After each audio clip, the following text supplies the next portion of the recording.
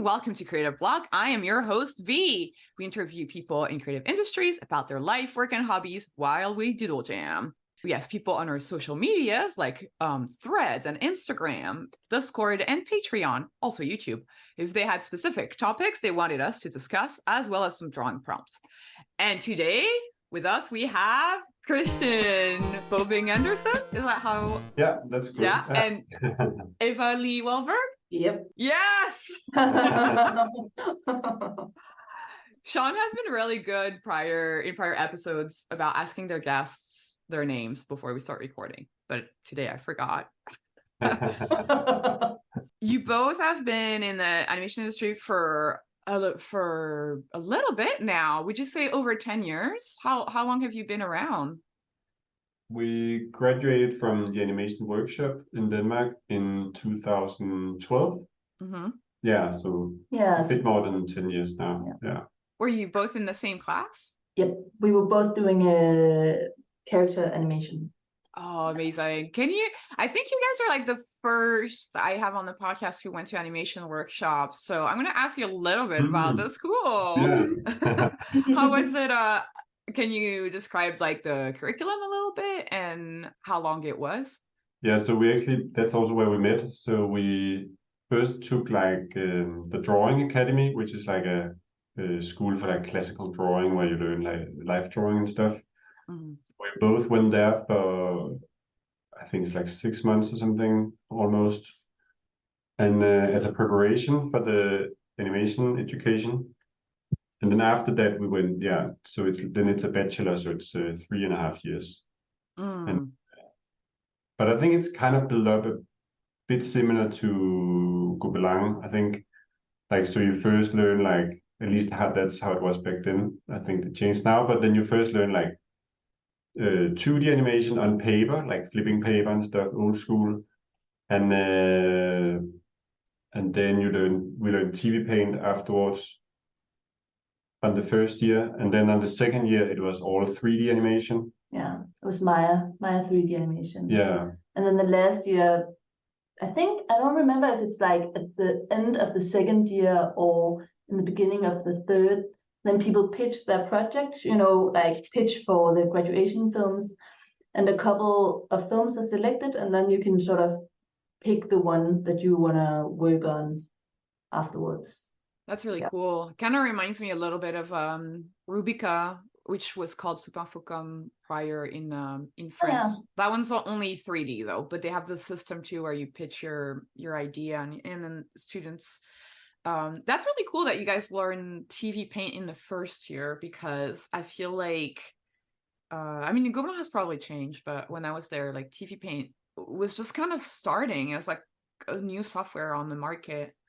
And I feel like now would you say it's industry standard? Do you guys feel like you use TV paint a lot in productions? We actually almost never worked in it, basically. I mean, maybe once, but because we both do 2D and 3D animation, so since we graduated, we kind of switched a lot between 2D, 3D, because that we could get more jobs, Mm-hmm. And then at some point we got into Flash animation, and we've also used a bit of 3ds Max and a lot of other different. Yeah, so we actually haven't used TV paint that much. No, but we've worked a lot at Sun Creature Studios, and there I think it's pretty much like the standard thing to do. Like everything is super. If you want that hand drawn, look, that's basically what they're using. Yeah, that's true. Yeah, I was wondering about that because I have a couple of friends who work at Sun Creatures, and I that's what I heard, that TV Paint is kind of like the favorite software over there because it's yeah. That's so interesting. Yeah, it's a really cool studio too. Like it's a lot of animation workshop alumni is there too, right? Yeah. I think it's like I think it started with a couple of guys who did the reward. Yeah. And then they met up with, I think it was actually on the Animation SANS FRONTIÈRES, where they met like a couple of producers as well. Mm-hmm. And they just sort of like spent years and years and years and turned into this crazy cool studio. Yeah, that's so cool. Because it's like, by the way, like anybody listening to this episode, check out the Reward animated short. It's a really, really cool short. It came out more than 10 years ago now, right? Like maybe like, because I remember when it came out and everybody was all over it. Yeah. It was a graduation film. Yeah. The year after, so it must be 2013. Yeah. And that's so interesting that you guys have like all of these skills. I feel like it's pretty rare for people to like be able to do 2D animation and 3D and switch back and forth that easily. But that also kind of speaks to the market in Europe that has like a really wide range of demand. How was it like finding your first gig? Was it like your first job in animation? Did you have a long time to wait before getting your first animation job, or like did you manage to get it right after graduating? How did that kind of work out? It was actually a bit tricky in the beginning because after we finished our graduation film, we both had an internship in Illumination MacGuff in Paris. Oh right, yeah. As a 3D animator, so we both, and that was amazing. That was a really cool studio, and they treated us really nice, and we got to, even though we were interns, we got to animate on, because they were doing the Lorax, the feature film, the Lorax. Did you animate on the Wanseler? No, we didn't actually get to work on the film. We were not that good. We were not good enough for that. But the director, Kyle Balder, he was really kind, and he helped us a lot, and supervised us a lot. He gave us a lot of time and taught us a lot. So, and then we started to assist some of the marketing animators. So we did some bumpers for like cinemas and like some promotion stuff for the film. So that was really cool. So we got to animate the main characters and stuff. That was really fun. And then work on some short films they did for the film as well. And so that was really cool. But then after that, we went back to Denmark, and then we just couldn't find any work. And we didn't know anybody in any studios. You know, you don't have a network when you start. We only knew our school, basically. So that was triggered, and we thought it would be things like and also you don't have any money and stuff, so you also can't travel, you can't really do anything. So yeah. So actually, I think in the beginning I was teaching a little bit in the animation workshop, like some small things, and then we teamed up with some of our friends from the school to do a music video for a Danish hip hop artist. Called LOC, where we did like a 2D music video. So that was kind of fun. But then I think then we worked a bit for Tumblehead, who do like really cool 3D. They're based in Viborg, next to the animation workshop, and they do amazing 3D, like very cartoony, old school UPA inspired 3D, and they use miniature sets and stuff. So I think that was the first real job I got, was to work for them. What about you, Eva? Did you also work at the same studios, or did you like take a little bit of a different path? I think I somehow, and I'm not really sure how it happened, and I know that I somehow got a holiday cover job at Cartoon Network. But before that, it was a team tour. No, but I went to the holiday cover before. So I got this. So somehow I still don't know how it happened, but I somehow got into the 3D team on Gumball, just like because everyone was on holiday and they needed someone to just come and do, whatever. Oh, that's interesting. So you were on, like, because everybody was on break, they needed extra work for. That's so interesting. Wow. Yeah. So I snuck my way in, and then I tried to charm them and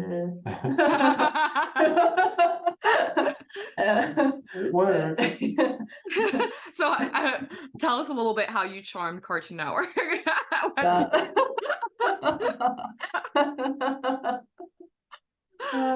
Tips for students, how to charm a studio. Oh God. I wish I knew.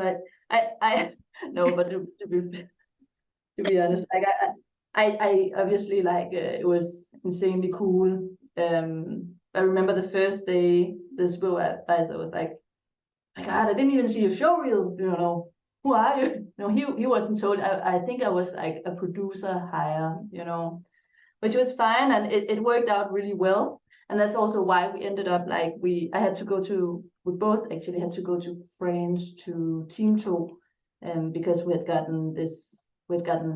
had both gotten jobs there. Oh yeah, No, I heard that. Did you no, go all actually, the way in the south, right? In Valence for Yeah. yeah, in Boulogne. Actually, because Eva got a job in Team Oh. 2 as a 3D animator, and then I also tried to apply to get a job, but they didn't want me. so but then we were like, okay, you know, that's fine. At least Eva got something, so we might as well go. And then we moved to Valence, but we didn't know because I think it was a temporary position probably. So we just went in like a temporary apartment for a few months, you know. And then once we were there, yeah, so Eva started to work as a junior animator in the studio. They did all these TV series like Baba and Calimero and yeah, Calimero looked great, by the way. I did a couple of storyboards yeah. for it. Cool. yeah, because I was with Gaumont, and Gaumont, I did 2 storyboards for them. Yeah, it looked really. I think it's one of the best looking 3D shows in. Yeah, it was really cute. Yeah, it's very yeah, cute. Yeah. But then I was in town, and then I was kind of just hanging out with people when they were off working. So I was just stay-at-home boyfriend, and then and then but then eventually then I got to meet the people and got an interview and stuff, and then I eventually got a job there as well. yeah. But I think that was the same year that because I didn't have anything to do, and I kind of actually my dream was to become a director, you know. Right. So that's why I started the ASF, the Animation Sans Frontières. And this is Like where we you. met. Yeah. Yeah. So for people listening, ASF, Animation Sans Frontières, is a program ran together with 5 schools. So Animation Workshop is part of it. Gobelin is part of it. So that's how both Christian and I heard of it. And then it's also partnered up with in Germany. I forget what the school is in Germany. Film Academy. Film Academy. I can't And remember. in because Film Academy is a pretty big school in Germany for animation. And yeah. And then the MOME, the MOME in Budapest in Hungary. In Budapest, yeah.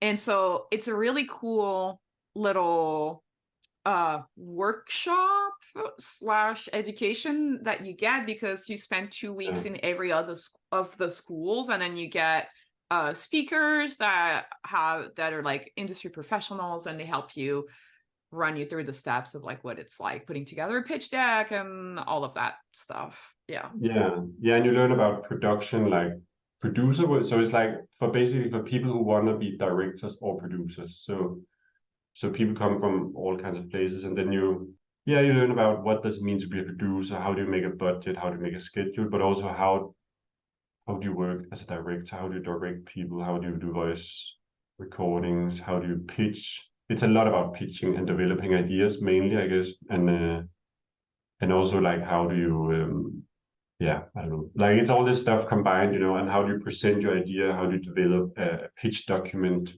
So it's all this like workshop, and you have to come with an idea that you kind of work with throughout the 8 weeks.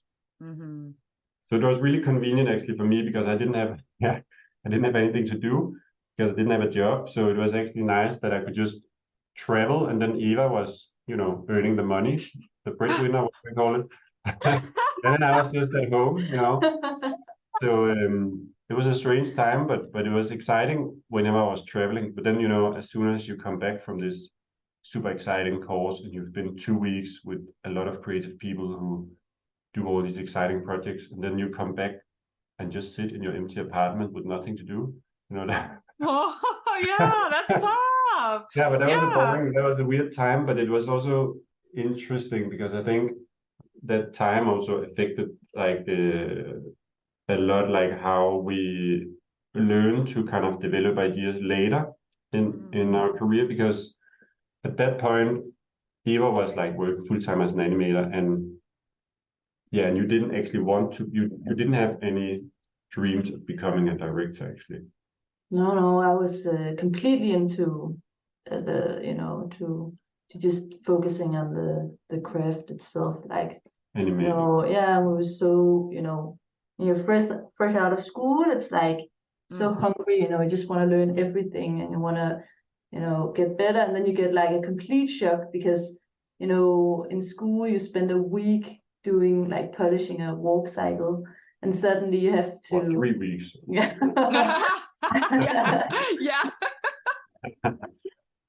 And then suddenly you have to do it in, you have an 2 hour hours. or 2 hours, and it's like it's such a good exercise, but it was definitely tough. You come in there, you think you know what you're doing a little bit, you have that confidence, and then it's like, oh my God, everyone is 100,000 times better than me. But it's good, and it's definitely like a learning. Yeah, I think it was kind of humbling in a good way because when you're in animation school, sometimes you get a little bit cocky or a little bit. I mean, some people get arrogant, or you also get what you call it picky. You get very picky about because everybody wanna be the new Pixar animator or the best of the best, the creme de la creme and all that. And then a lot of people, especially in our class, maybe were looking down on TV shows, because that's like low budget compared to the fancy features. And we probably also were like that, we were like, oh, TV show, that's not so impressive as is, the goal is Disney or Pixar or whatever. But then when we didn't really know that many of the European TV productions. And then when you start in Team 2 and you work with these animators, we're just mind blown like how insanely good they were, because maybe it's not Pixar level what the output, but considering that they did a shot in like 3 hours or 2 hours, and it was better than what we could do in 2 weeks, that was like, oh my God. It was so humbling, like, Jesus Christ, these guys are a million times better than anybody we've ever met, So it was really impressive. I think we learned a lot from that. Like, it was like, whoa, like. I think that's the crazy thing about Teamto is that they have a lot of talent, and there's a lot of people from Animation Workshop that come and work at Teamto in the south of France, and they have a lot of European talent there to animate their shows, and that's why the quality is so high. Because for a TV show, like a CG show, to get high quality, it's really hard. That's really insane. Yeah, but it was a very good experience. I think that like once we were there, we also learned a lot. Like it was a really good experience. It was really cool studio, and but then because I was at home and not really doing anything, and as I was actually trying to develop ideas, because when we were in animation workshop, we also Eva and I were in the same class, and we were both animators, and we actually worked together before. That's also why we can work together. We've worked together for so many years because we've practiced for a long time. We worked together in class, and we did our graduation film together. And that's also where I found out like I would like to direct. And but then when we graduated from school, like we kind of thought, or at least I kind of thought that, oh, if you want to be a director, then the way to go is to aim for feature films, and the only way to get into feature film is by doing a fancy short film, and then maybe one day, if it wins some awards, maybe, I don't know, you get a chance to do something bigger. But I was only thinking about short films because that's all we kind of knew. We're not even thinking about TV shows ever. So I spent a lot of my time when I didn't have a job to sit at home alone and try to write ideas for short films. And I just didn't get anywhere. I had all these ideas, but they were all crap, and I couldn't figure it out. I was just like, oh, this could be fun. Then like, no, it doesn't work. Oh, this is rubbish. Oh, this could be fun. No, that doesn't work either, And when you just sit alone in your bubble, in your sad little apartment, you don't have anybody to ping pong with. You don't have anybody to bounce ideas or to give you critique or to compliment you or to criticize you, So it just got nowhere, I didn't get anywhere.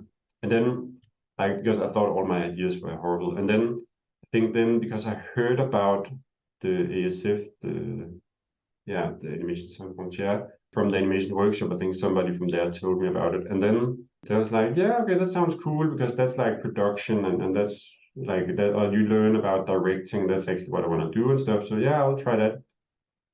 And then I think when I got there, you were supposed to come with a project already. So you already had a project you were developing, and I didn't really have any projects because all my ideas were bad.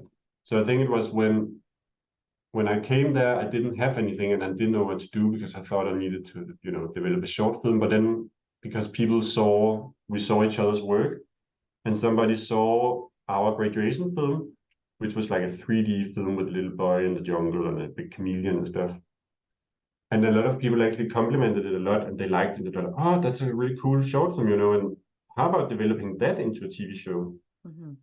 And it never occurred to me, that you could think in TV show terms, because I was just thinking about one single story.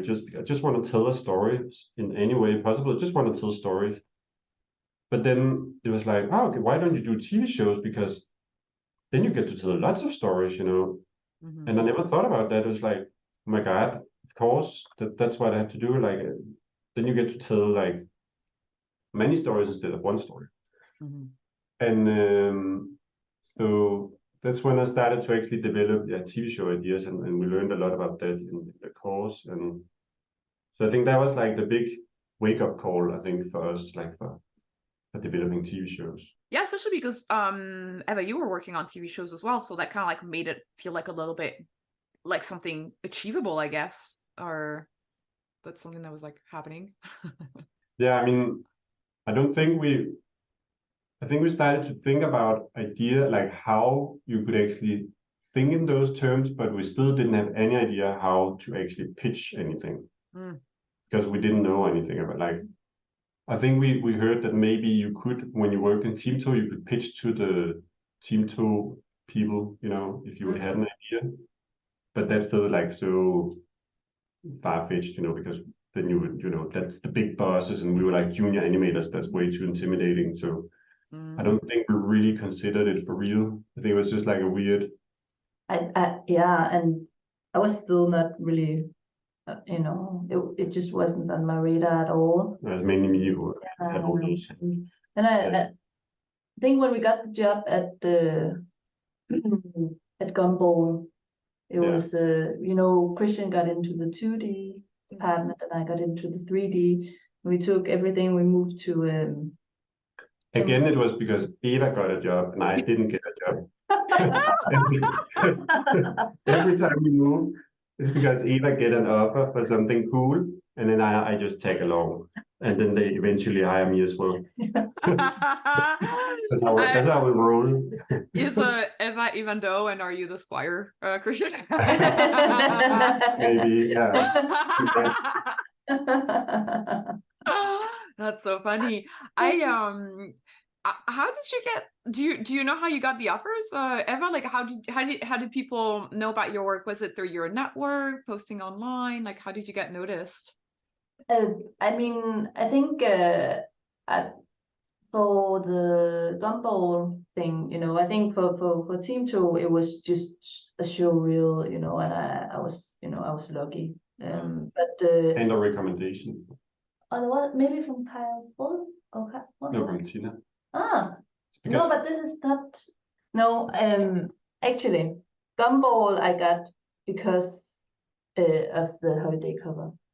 So basically, like they liked what I did during my holiday cover, that they asked me to come back. And at that time, or actually to stay on, but at that time I'd already signed my contract for Teamto, and I really wanted to go to South of France as well. So when the next season was greenlit, they contacted me again. So that was kind of how it actually came about. And we also had a couple of friends working there as well, so it's sort of,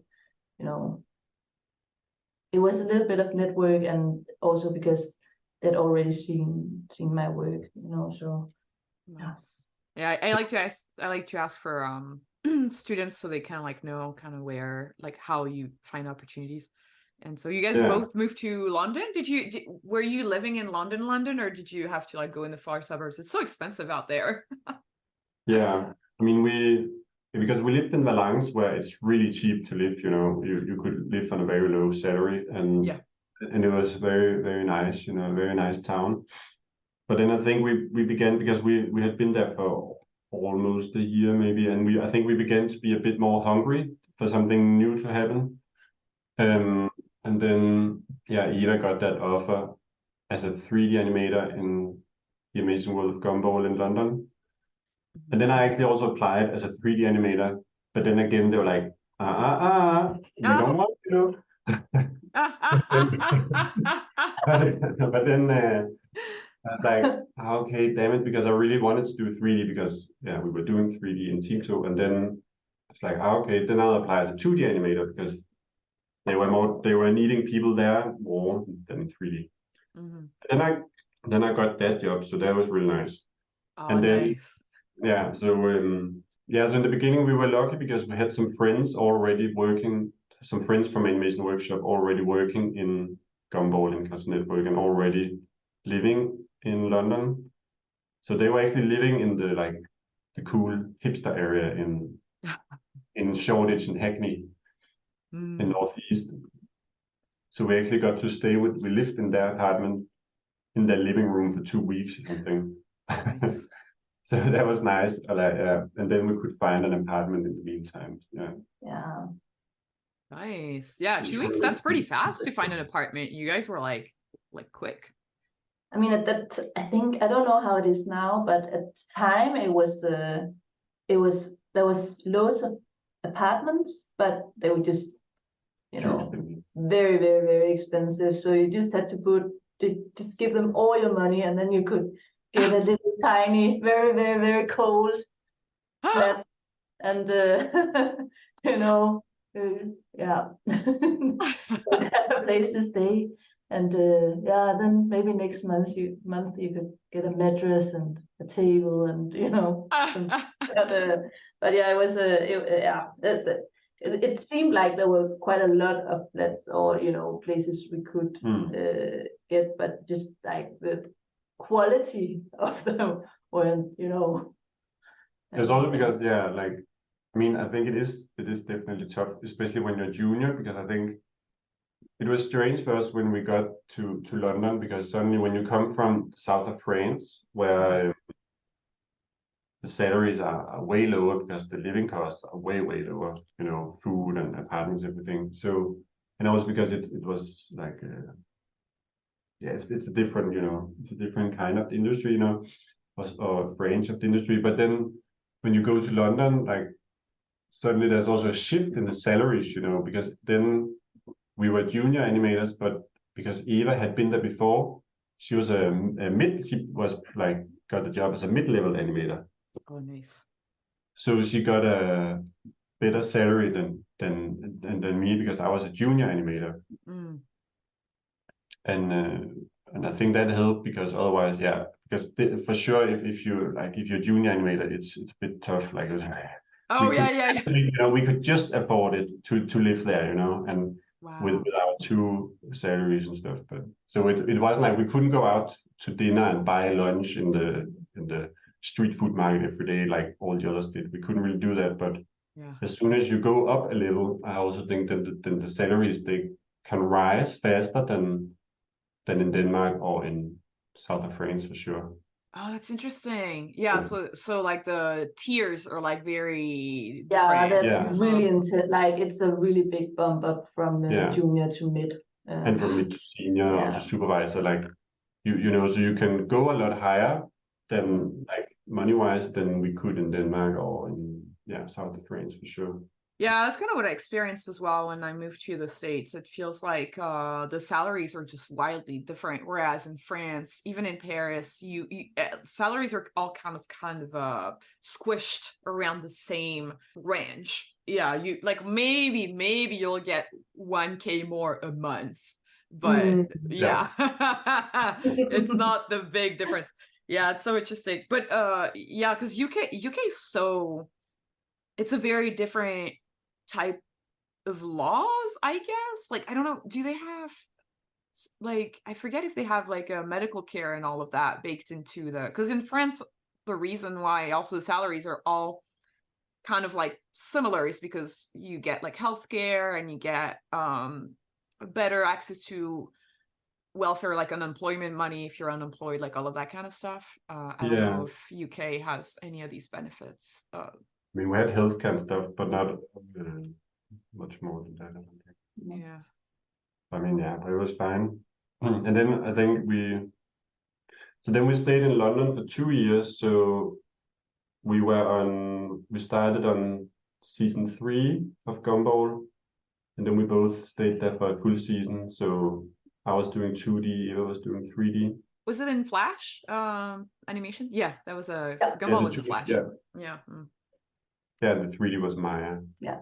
But it was an amazing experience, because I also think first of all, I think when we got there, like that the team on Gumball was so amazing because we met a lot of super talented artists throughout like our time in Denmark and France, of course. But it was like when we got to that Gumball team where everybody, like, there was a lot of people from all over Europe gathered, and it was just like the most insane team we ever saw. It was like so many super talented people in every single department, every single position was just one of the most talented artists we ever met. It was very, very I feel like that, but also inspiring. Yeah, I remember the crowd on Gumball, like people who got to work on that show. It was always like the top talent from everywhere, and it's just kind of like, there was definitely a thing in Europe. If you got to work on Gumball, you got that little medal, you got the badge of honor, or like I did it. Yeah, it's really cool. Yeah, so it was very inspiring. It was very impressive to see it, but also super intimidating because you just felt like you were the worst of the worst. You were, I don't belong here. I'm like, oh, I'm not worthy.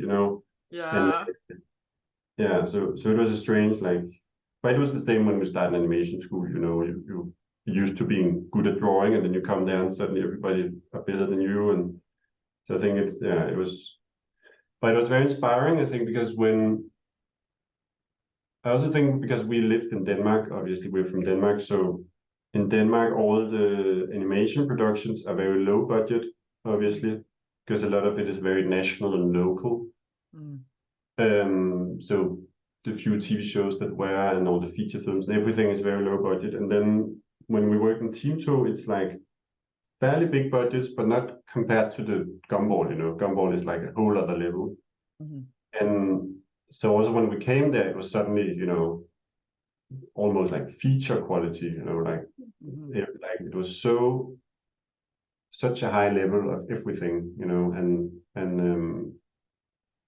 What about the schedules? Were they better than Team 2 schedules? Did you feel like you had more time to animate and do all that things, or? We had so much more time, Nice. so much more. Especially 3D. Yeah, I've been used to just hammering away, like throwing these seconds out, and suddenly I would have 2 weeks to do one talking shot, and I'd be like, oh my god, after 3 days I'd be like, okay, I'm done. No, but it's you really I think that was the cool thing, right? That everyone put so much effort into every single detail of that show. It was insanely oh my god, this is also what this is what a show can be today. This is the amount of hard work and just so much effort that goes into it. It was just it was and I think also because I think we were almost blown away by how ambitious it was, because you've seen a lot of beautiful things, there's a lot of beautiful animation stuff, but where things look pretty and stuff, but here it was just every single department, they just pushed it. It was so ambitious, the writing, and it was so good, the writing and the storyboard, and every single department, backgrounds, character animation, props and designs and the voices, you know, everything had to be like perfect, you know, and everybody pushed it, and the compositing and the effects and everything and music, you know, it was really inspiring to see like, whoa, like how far you can actually push it. You know, TV shows don't have to be like a lesser thing compared to feature films, because suddenly we were like, oh my gosh, oh my god, like this production is like 10 times better quality than a lot of European feature films, you know. Mm-hmm. So in that way, it was like really like mind blowing to see what TV can also be. You know, it doesn't have to be like cheap and fast and I don't know. I think that was a big like eye opener for us, definitely. Yeah. I agree with that sentiment, because I feel like when I was in school, there was that same thing that you described, like about animation workshop. Like in Gobelin was also like, oh, TV is not where you want to go. TV is kind of like the lower art form. Yeah. But I was I felt at the time I was kind of one of the only ones that was like, I love Adventure Time and look at all these cool TV shows coming out. And then eventually Gravity Falls came out, Steven Universe came out, and people started to be like, okay, TV can be really cool too. Yeah. And I feel like Gumball was also part of that lineup of really, really, really cool shows that helped kind of shift people's opinion of TV. Because it's funny because I've always loved working in TV. I actually like working in TV better than I like working in features. That's my personal preference. But and it's so that's really cool that you guys were there. And do you like so you've already gone to Animation Sans Frontières, Christian, and then when did you guys start working on IVANDOE? Were you kind of thinking about it at that point? Were you still pitching your short film as a TV show? What was kind of like the process creatively going on in the background of all the jobs? Yeah, so I think when we worked there, I think it was still like me, like I still had this dream of one day I wanted to direct my own thing and, you know, make my own stories and stuff. And that wasn't really it wasn't really, you just want to be the best animator in the world. That was your focus, kind of, right? Yeah. It was not so much directing, it was more like animating. Yeah, it's like animating, you know. Yeah, no, for sure. I think it changed or it didn't even change, but when at one point during the production, Cartoon Network sent out this like, you know, we have this client, they want to do like a series of little shorts. There's just like these, you know, it has to be 2 minute, like a 2 minute format, and it has to be like about blue hippos. And we were like, oh, yeah, we were like, I mean, this is like a huge opportunity, right? Like to try and do something. So that's why, like, that point, I mean, it took a little bit of persuasion from Christian, but at that point we you know, we started to spend, you know, our weekends trying to come up with little ideas, and it was just like one page, you know, one written page, and then like one piece of artwork. And that's sort of how it began. We sent it off and we didn't hear anything for a really, really, really long time. And we just assumed, you know, it's just out there in the, you know, I don't even know what it's called. The void. In the void. Yeah. You know? So we never ever expected anything. And then suddenly I got this email from Sarah Fell, who was the series producer on Gumball, and she's saying, oh, you know, everyone really likes this idea. You know, please come in and pitch it. Or please come in and have a chat about it. And we're like, oh my God, this is wow. Insane. Yeah. How many one pagers did you send until that happened? That was our first one. But then we went into this meeting and we're like, oh no, this is amazing.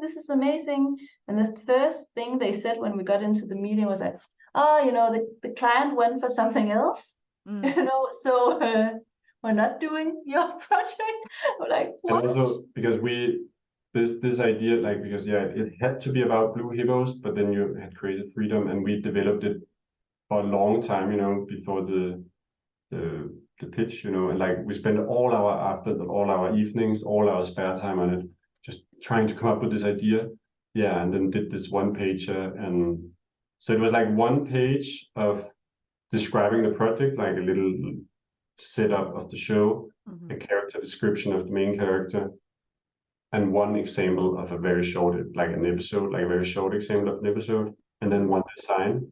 And yeah, and then so we felt like we put a lot of work into this, and it took a long time. And then yeah, like the first thing was just, yeah, so we like your idea, but we're not really gonna use it. So what else do you got? Yeah. Just hit us. Yeah, just come on. Like almost looking through our bags, show us your sketchbooks, Yeah. We want to see what you're doing. It's like, but Yeah, so it was super scary, like because it was already kind of intimidating and scary, because we vaguely knew Sarah Phil, who was the series producer on Gumball, but it's not a person we normally talk to, because we were so low in the hierarchy, So we knew who she was, and she was really nice, and we met her in the studio, but we were not. It was still intimidating, to go to a meeting with the big producers, and then it was like also her boss, who was like the boss of all of Cartoon Network in Europe, and so it's very intimidating and go into that big, like the tall building in the center of London, and through security and all that. It was very fancy, when you come from a little animation studio. So it's very intimidating. And then it was just like, yeah, so come on, what else do you have? Give us some other ideas. And we didn't prepare anything else at all. We only had this one thing. So we're just sitting there and felt like, oh, fuck, what are we gonna do? And then they're like, yeah, show us your sketchbooks. We're sure you have some fun ideas. And then we had to like, oh, I don't know, improvise. And oh, I don't know, we have this little doodle here. Maybe that's kind of fun. And they're like, yeah, maybe, yeah. And it felt so awkward and embarrassing, because we felt like we were idiots, because, how can we show up with only one idea, why didn't we prepare something else, even though we couldn't have known. And so afterwards, because then they're like, oh, okay, yeah, this was nice, okay, yeah, we'll let you know. And then, but they were really nice, they were really, really sweet and relaxed, and we were just super intimidated. And then we kind of left, and then it was in the evening. We just walked into the cold streets of London, sat in a cafe, and just stared into traffic, and just felt like, oh my God, we just blew our only chance of making it, ever. This was our one shot, and we blew it, and we just felt horrible. Just felt like, we wasted our opportunity, so it felt really miserable. But then, then life kind of went on, and then we went back to working, as animators. It was just usual, work days afterwards. And then, then I think a few weeks, some time went by, and then. Yeah, Sarah was saying, you should just send me your ideas. Just send do little one pages and just send me, and I'll let you know if there's anything, We wanna, we think you might have something, we wanna. Yeah, because she reached out to us, to say like, hey, even though they didn't take our idea about the hippo stuff, they really liked us, so they would be happy to hear our other ideas, And that was like, oh, what? So we didn't blow it, what?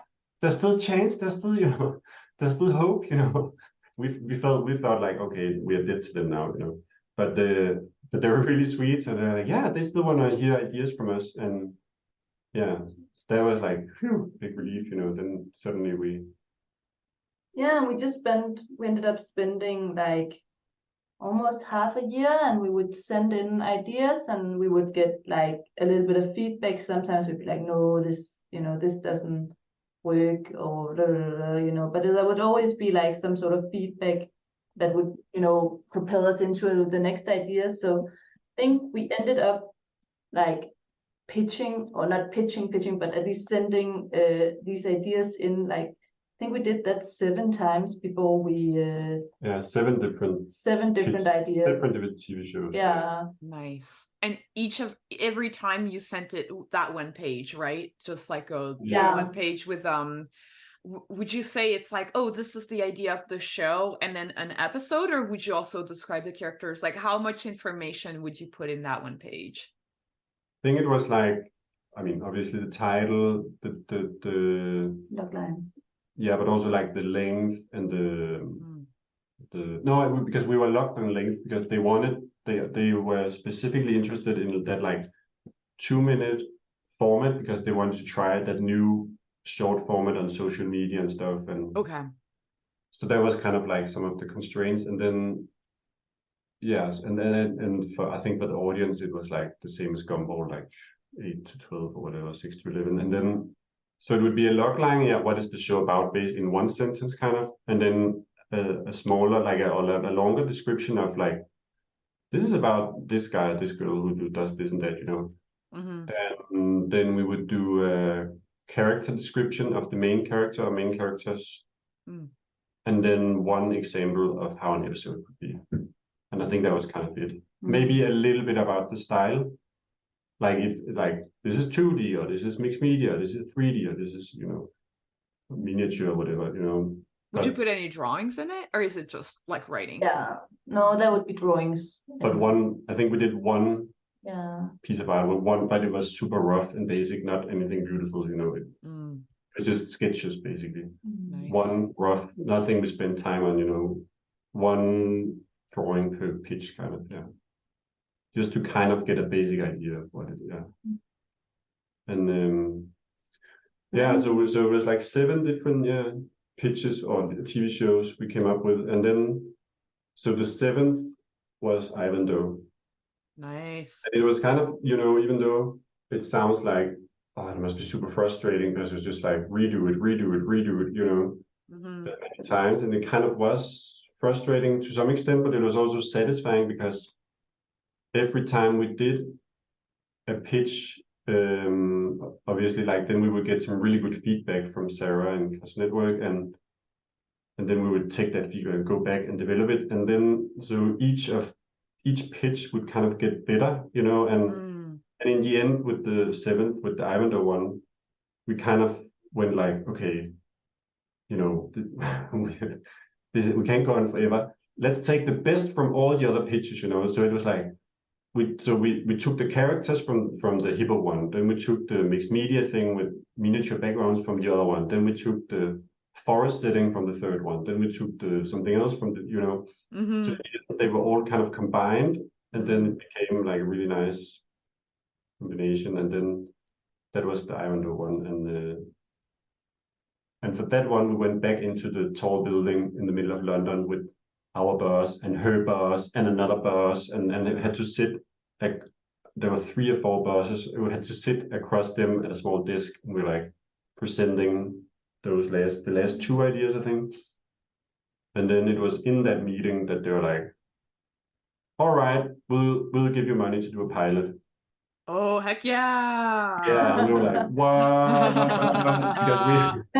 Because we also thought it would be like, okay, we'll let you know, and then maybe we could go home and wait. But they were just like, yeah, we love it. So we're gonna give you some money to do a pilot. So and we just like, I don't know, totally mind. Wow. What? Yes. Yeah, we didn't expect that at all. But how much time did it take for you guys to do, like, how much time would you say went by between the first pitch, the Blue Hippo pitch, and the moment they were like, we like Ivandoo? I think it was all like, it was maybe 6 months. Yeah, six, half a year, maybe. Yeah. Oh, so you were coming out with a new pitch almost once a month. Yeah. Wow. Yeah. I mean, we also spent all our time on it, like all our weekends, all our evenings, and also in the meantime, because I took that ASF course, in the meantime, I had taken another similar course again, you know, also with the animation workshop, where there was another like directing production course. And so we had all this like we had all these like tools, like how to make a one page, how to pitch, how to do this and that. And so we just spent all our time and like spend our when everybody else went on holiday, we spent our like I went on a production workshop in my holiday and spent all our time developing ideas, and a lot of our colleagues were like, what? Why do you want to do that? Oh no, this that is so true. I feel like in Europe I get this all the time, and people are always like, why are you working so hard? Like you should have a life. Yeah, I went to Greece in the sun for 2 weeks, and you just went on a workshop. Oh, get a life, Yeah. And that is so true. But it was strange because I think I don't know if it was the summer or something, but it doesn't matter. But I think at that point I was really starting to feel like, I need to go somewhere with my own ideas, because I love being an animator and I love working on Gumball, but it was still like something else has to happen at some point, And even though we were all exhausted because we work really hard and it's a tough schedule, it's even though you have more time than in Team 2, it's still like it's tough work, it's a high quality and stuff. So yeah, always tired, of course, but I think when I went on that workshop and started to develop ideas and then we got home and we spent the weekends developing ideas and all the evenings, it still boosts you, it gives you energy because it's so exciting, So even though you technically work, if it's something that really excites you, it also gives you energy and it's like super exciting, and it's fun. It's not like it doesn't feel like a normal job, Yeah, I agree with that. I feel like when you're a creator at heart, it's hard to be content only with just the day job. You always kind of want more, and there's no escaping it, really. Yeah, because you also have to make a living and and get some experience and so it's so interesting. And then because we loved living in London and we actually wanted to stay in London, but then we were talking about, okay, so we're going to do this pilot, but I mean, what should we do? How do we do it? And because the only Cartoon Network production and show they actually had in Europe at that time was Gumball, and that was the first European production they had ever done. Yep. It was quite a kind of big deal that was even there, And so we didn't really know. And then I think in the beginning we talked about, maybe we have to go to California to do it, because in Burbank, that's where all the Cartoon Network people are. And they were like, yeah, I mean, that could be exciting, but we were also a little bit like, but if we could choose, we'd actually like to stay in London also to be closer to family and stuff. And we loved London. Then it was like, okay, yeah, maybe it could be in London. Then that was kind of the other plan. And that would be great because, and then we could, we had all our colleagues and friends and stuff. But then, because we also feel like at that point we had been away from Denmark for 4 years, France and in London. And actually we didn't feel like going back home because we feel like it's so exciting in London and also Paris is super exciting and France in general, there's so much animation and we feel like there's so much stuff going on here compared to Denmark. And we were not really ready to go back because it felt like, it felt like that would be kind of like a bit boring compared to be in London where there's so much going on. It would be like a step backwards almost. But then the boss of the Danish Cartoon Network, he said that if we go back to Denmark, we could also get Danish government funding, for production and stuff. Oh, nice. Yeah. Like like in France, you can also get all this stuff. Yeah. And they don't have that in the UK in the same way. So, and also then, so suddenly that became an option to actually go back to Denmark and do it there, because then we could get a bigger budget for our pilot, which would be great, Oh, thanks to the government funding, right? Yeah, because then you could kind of top up, you could have your budget from Cartoon Network, and then you could actually maybe get additional money from the Danish funding, and then it would be better for the project, Nice. And we were still like, nah, but we really want to be in London, that's where we want to be. But then it was also because then we had to think, and in Denmark, there's so much talent, you know, there's so many good artists because of the animation workshop, because there's so many animation people and super talented people coming from that school. But at that time, it felt like there were not that many studios. It was before SANS FRONTIÈRES existed, I think, and or before they really grew and stuff. Oh yeah, because SANS FRONTIÈRES was like very, very small for a long time. It was just like 3 Yeah, people. they were just starting up. Yeah. Mm-hmm. There were not that many studios and there were not that many productions. So there was a lot of artists without work and without projects and stuff. So we also felt like actually if we go back and we could do a TV show in Denmark, that would be great, because then we can use some of all this amazing talent that sits in Denmark without, you know, kind of being used. So then suddenly we were actually excited to go back. And yeah, so then we actually left London and went back to Copenhagen. How was it like doing the pilot? Like, so the pilot was 2 minutes, right? Yeah. Yeah, like how was kind of like technically, so you have all this money now. How did you have to find a structure? How did you do it all from your bedroom? Like what happened? What was the steps to make it happen? I think Cartoon Network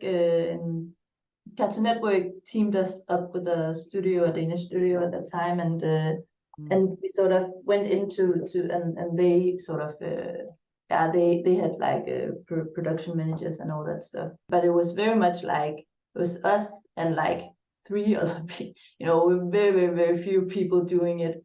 And it was also quite interesting because we thought, you know, we're gonna, you know, there will be writers, you know, there'll be people who can actually write this show, because we're not writers. And when yeah, we're just animators. We can do anything. I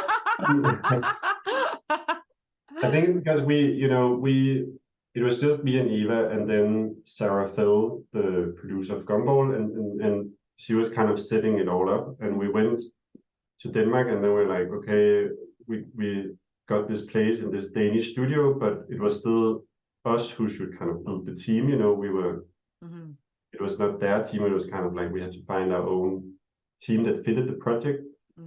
And we needed to develop it because all we had was that like one pager, you know, so it was still very vague, the show. We kind of figured out the personality of the main character of Ivandoo. I mean, he didn't even have a name back then. Back then he was called Bambi, just as a because it was like in the beginning it was like, oh, it's kind of not a parody of the Bambi story, but it was just like he's a prince, he lives in the forest, so he's kind of like a fat version of Bambi, you know, so I just called him Bambi.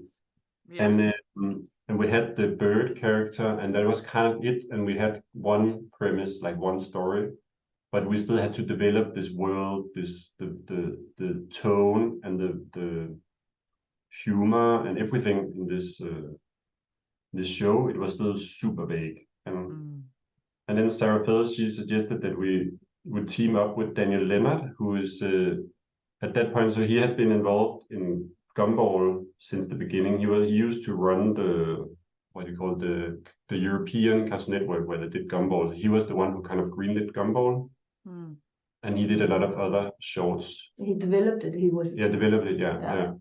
So they developed a lot of shorts with a lot of creators before Gumball was made, and so he was really, really good at developing and working with creators. And so Sarah actually teamed us up with him. So he came to Denmark to meet us, and we never met him before because he was, you know, one of the top guys, and we were like the bottom people in Gumball. So we never actually met, even though he was on Gumball.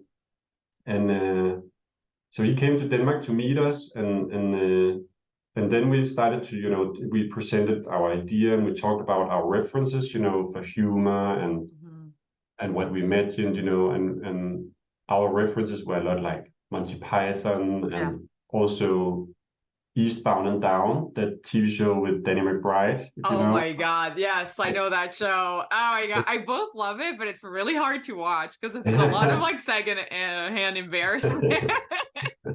But we loved it because we wanted to make a show, because I think because we grew up like with a lot of Disney stuff, and you know, all the main characters like Aladdin and all these guys, they were like all these like perfect main characters who make good choices. They're good guys and they're clever and didn't, all this and that.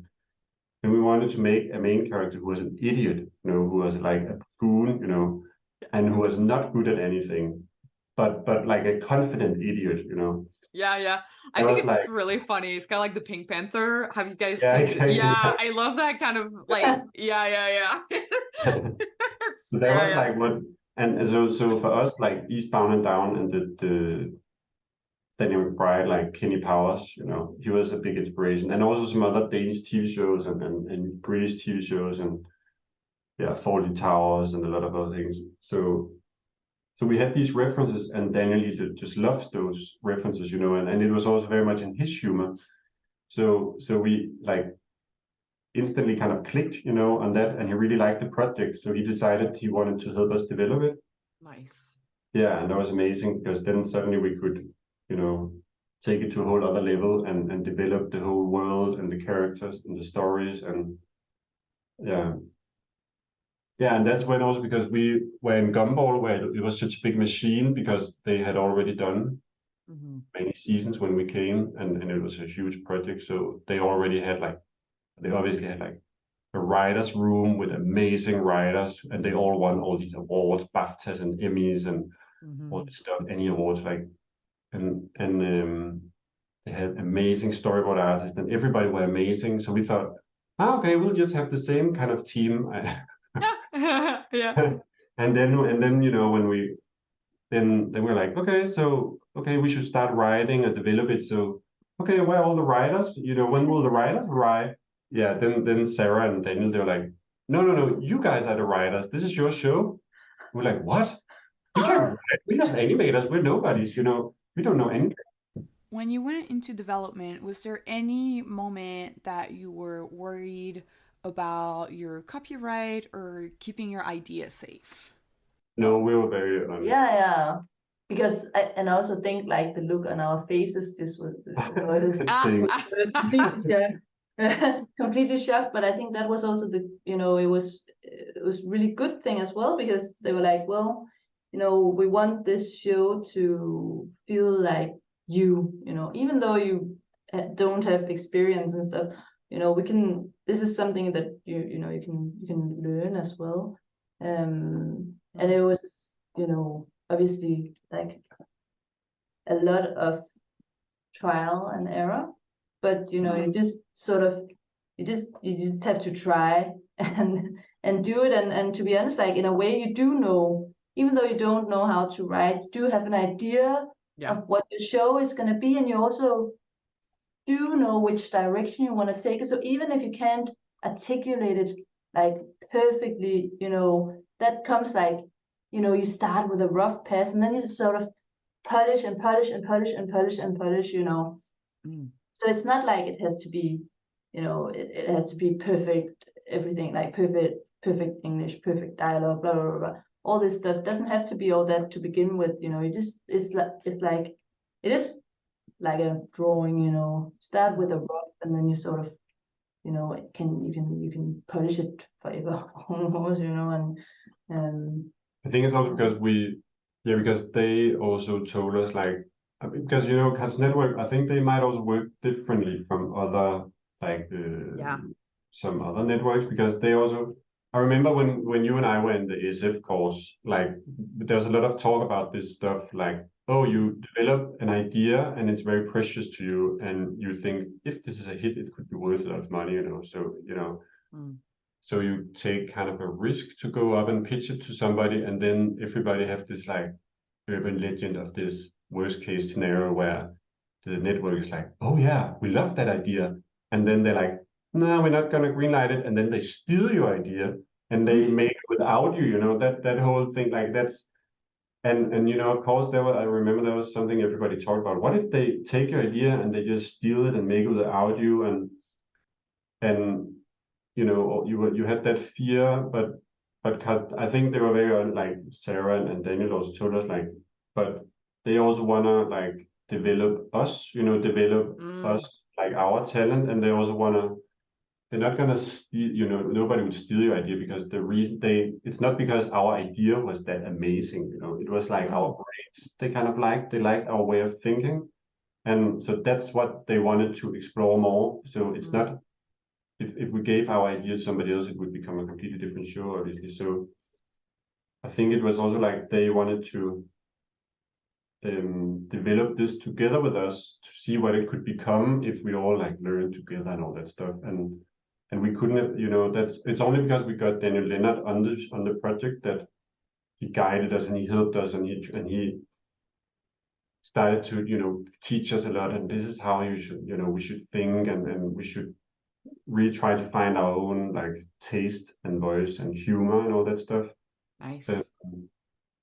And then I think at some point it was like we have to develop it to begin with, but then we're like, we're not writers, we really can't write, we have never written anything before. And then they're like, okay, but you can try, and then if it doesn't work out, we will find, we can hire a writer. But then Eva and Daniel and I started to sit and write together. And because Daniel, he used to be like a creative exec, so he used to supervise and give comments, and he's, and a lot of different things, but he also actually wasn't a script writer himself before that. But then the three of us sat down together and started to write these episodes. And suddenly we were like, hey, this is actually going really, really well. And then in the end, it was like, maybe we don't spend money on script writers. Maybe the three of us just write it together. And so it was like, it wasn't even planned. It just ended up being Eva and Daniel and I who wrote the script ourselves, and that whole season, all the 10 shorts we then did, all the 10 2-minute shorts, the three of us just wrote all the scripts, even though it wasn't the plan, That's really cool. Yeah, so it was kind of by chance. It wasn't really planned, That's really cool. I really like that what you're saying, that like they invested in you as artists because they were like, okay, we like your humor, we like where you're going, and that they were like there was like a lot of communication, and like you had a lot of support. That sounds really, really cool. Yeah, it was amazing. I think it was also, we had time to learn before the big season as well, before we were greenlit for the big, suddenly getting order of, 11 minutes can be, if we had gotten that, from that little pitch meeting, it would be a really, really, really long way to, and so this was also a way for us, because we needed to learn how to direct and write and have that role in a team, and it was just really I think it's sort of learning it in that little 2-minute format, and then it's a big step again when you have to do these 11 minutes format, but at least now you sort of don't really know what you're doing, but you sort of at least have you have a team around you that always sort of know where we want to go, and that was extremely helpful. Yeah. And also because it was so hands-on, especially on the pilot, but also, so after the pilot, we got greenlit to do what we called a season, but compared to normal shows, it was like just a bunch of shorts. It was like, so we got greenlit because they liked the pilot. We got greenlit to do 9 more of those 2-minute or 3-minute shorts. But especially on the pilot, it was Eva and me, and we had one animator, and we had our art director, Birk, who came in, and then we used miniature sets, like for stop motion. So we built all the sets from natural materials like branches and leaves and stuff, moss and stuff we found in. So it was like, and we had one set person, one compositor, we had one of each, one anime. So we would also do everything, like we would storyboard everything. We wrote the script, we would design, and we had one character designer, Mikkel Sommer, who came in and did all the designs, but we would do all the rigs, all the animation with our animator, we would do all the cleanup. Everything was like, it was very much like making a short film, it was very, very small team, And then when we started the other 9 2-minute episodes, we decided to go to Sun Creature Studio. So that was after the pilot. Then we went over to them, And then we produced, they were just starting up. So that was also a really exciting time to come into their studio. And we knew some of the people from school. Nice. Because they were in the class below us, so we knew them. And then there was Charlotte de la Guennerie from, she studied animation production in Gobelin as well. So I actually met her on ASF as well. Oh, awesome. Yeah. So that was also thanks to ASF. And then, so we went over to them to do the 9 extra episodes. And then but that was also a very small team, still a bigger team, but still very hands-on for everybody. Yeah. And then now we just finished making the real big season, which is like 40 times 11.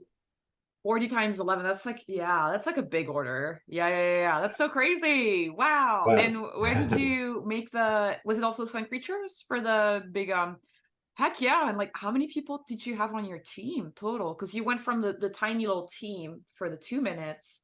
Yeah. How many people, like, how much did it grow to handle the big season?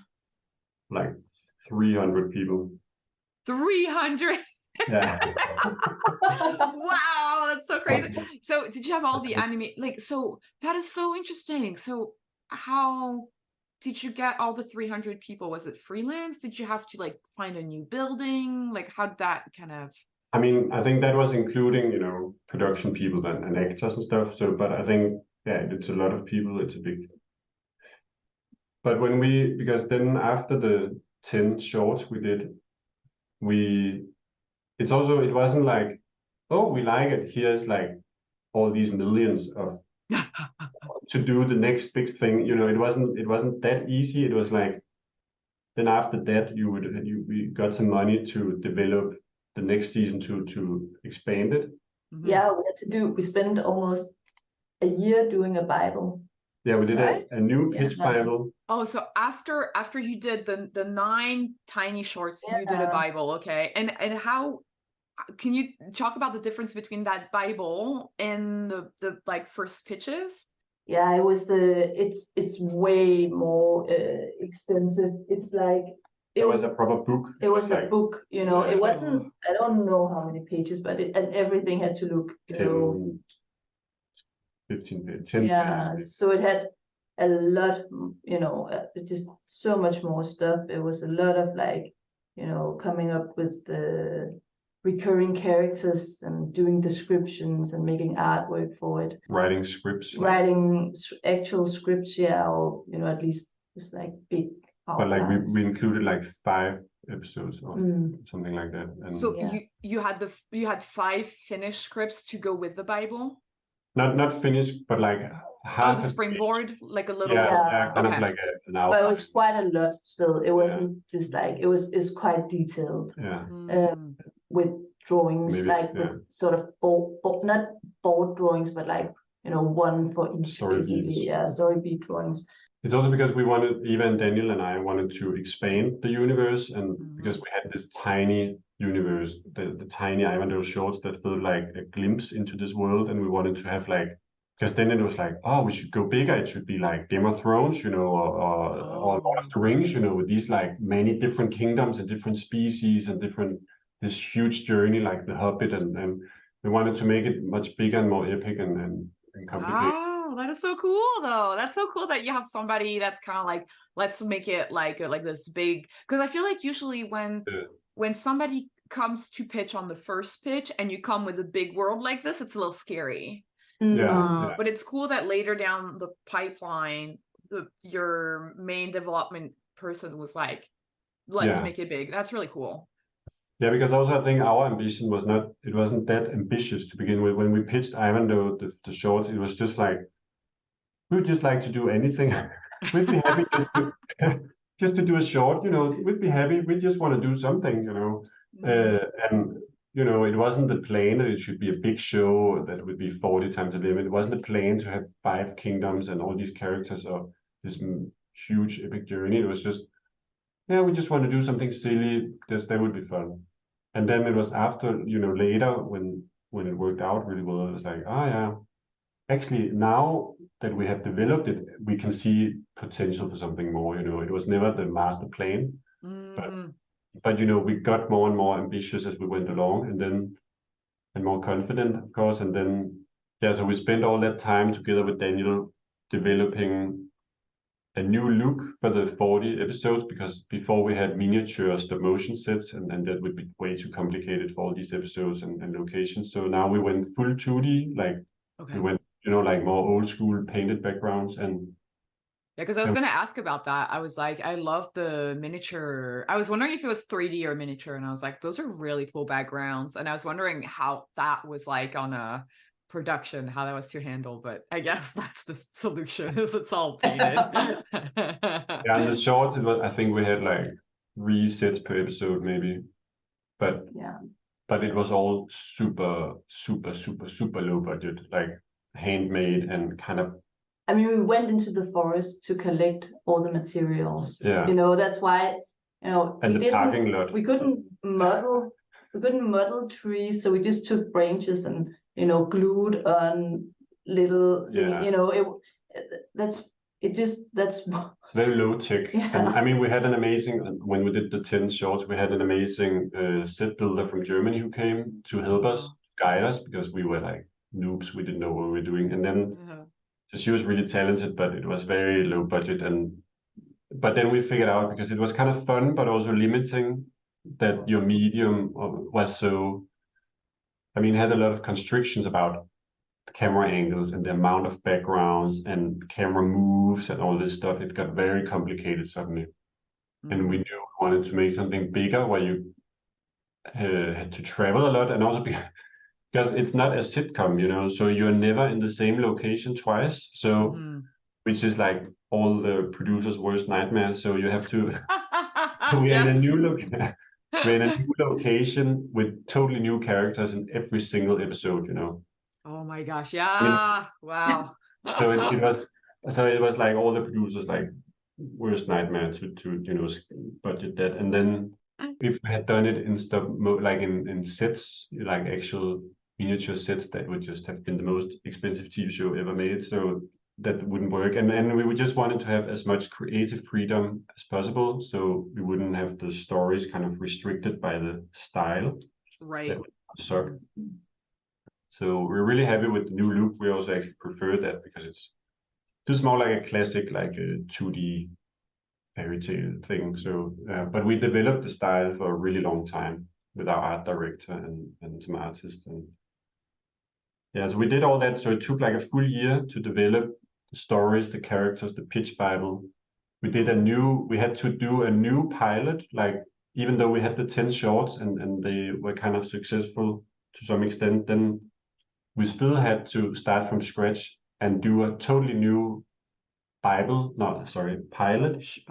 Because that one was going to be 11 minutes, right? Yeah. They wanted to make sure it could work as an 11-minute. Yeah, that makes sense. Yeah, exactly. So we had to prove that to the studio. So we had to make a new pilot and pitch that to Cartoon Network, so they would convince that it would actually work.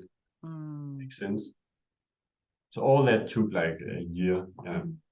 And we had a child in the meantime as well. Yeah, so it was two babies, like, the show and the human baby. Yeah, exactly. Yeah. So we have a real son and we have Ivandoo. Yeah.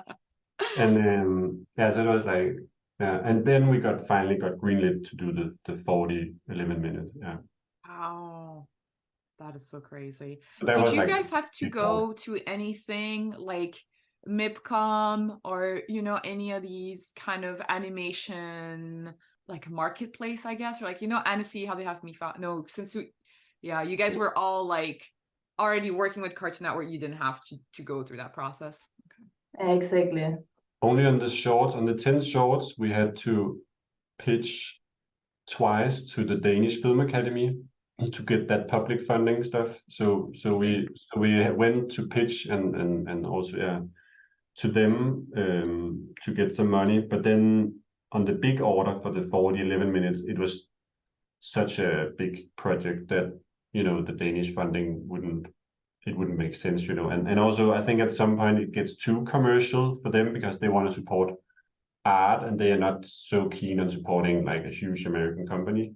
So I think that makes sense, you know. So So on the 40 episode, it was just all financed by Cartoon Network. Interesting. Is it? Do you think the shorts were like they were more keen on supporting it because of like the miniature sets and like the artsy kind of vibe, or No, I think it was because it was still in, you know, it was very much like development. okay. Still, you know, so and a lot of, you know, the inspiration, a lot of the characters are inspired by Danish folklore, but just wouldn't like they can't, and I think that is 100% like, you know, I think that's right. Like I don't think they should support those big productions, you know. Yeah. That's not what it's for. Like they want to sort of cultivate talent in Denmark, and this is you know, when it grows this big, it's something different as well, you know.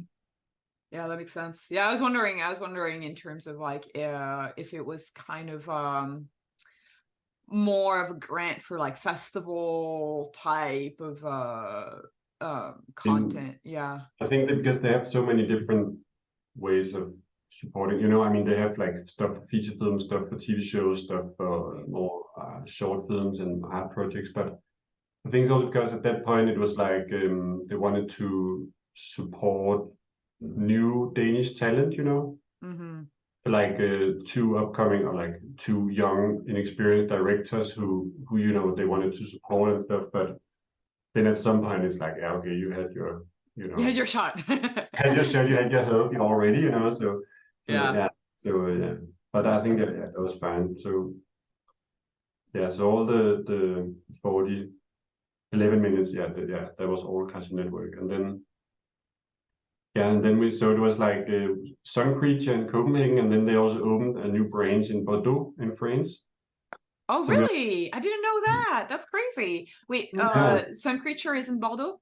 Yeah. That is so cool. Wow. Yeah. So that was actually the main. So I think, so they had, I mean, they were supposed to have all the animation there in Bordeaux, and then we would have a lot of the pre-production in Copenhagen, and then we teamed up with another studio, Vivement Lundi, who are in Rennes in France. Vivement Lundi, I think, yeah.